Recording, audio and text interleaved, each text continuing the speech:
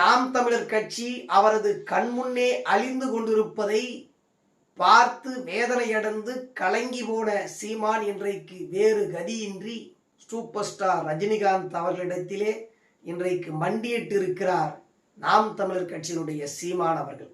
தனது சுயநலத்திற்காக எதை வேண்டுமானாலும் பேசுவார், எதை வேண்டுமானாலும் செய்வார் சீமான் என்பதற்கு இதுவும் ஒரு உதாரணம் என்பதை நாம் தமிழர் கட்சியில் இருக்கின்ற தம்பிகள் புரிந்து கொள்ள வேண்டும்.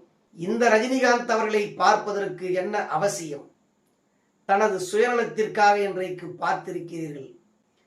நீங்கள் கடைசியில் எங்கே வருவீர்கள் என்பதை உணர்ந்திருக்கிறார்கள் இந்த தமிழ்நாட்டு மக்கள்.